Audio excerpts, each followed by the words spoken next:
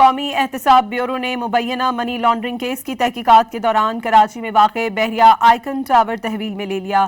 یہ کارروائی راولپنڈی کی احتساب عدالت کی جانب سے ٹاور کی عارضی ضبطی توثیق کے بعد عمل میں لائی گئی۔ عدالت نے 3 جولائی کو جاری حکم میں نیب کی درخواست منظور کرتے ہوئے جائیداد کی اٹیچمنٹ برقرار رکھنے کی اجازت دی تھی۔ حکام کا کہنا ہے کہ بحریہ آئیکن ٹاور کی تعمیر اور اس کے لیے زمین کے حصول کے حوالے سے تحقیقات میں ایسے شواہد سامنے آئے ہیں جن کی بنیاد پر منی لانڈرنگ اور غیر قانونی ذرائع سے حاصل ہونے والے اثاثوں سے متعلق الزامات کی جانچ کی جا رہی ہے۔ ٹاور کی مارکیٹ ویلیو تقریباً 100 ارب روپے بتائی جا رہی ہے۔ قومی احتساب بیورو نے مبینہ منی لانڈرنگ کیس کی تحقیقات کے دوران کراچی میں واقع بحریہ آئیکن ٹاور تحویل میں لے لیا۔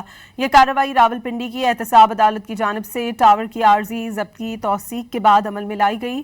عدالت نے 3 جولائی کو جاری حکم میں نیب کی درخواست منظور کرتے ہوئے جائیداد کی اٹیچمنٹ برقرار رکھنے کی اجازت دی تھی۔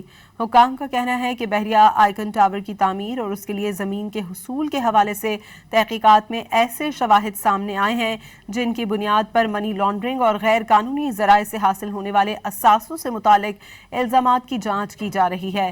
ٹاور کی مارکیٹ ویلیو تقریباً 100 ارب روپے بتائی جا رہی ہے۔ قومی احتساب بیورو نے مبینہ منی لانڈرنگ کیس کی تحقیقات کے دوران کراچی میں واقع بحریہ آئیکن ٹاور تحویل میں لے لیا۔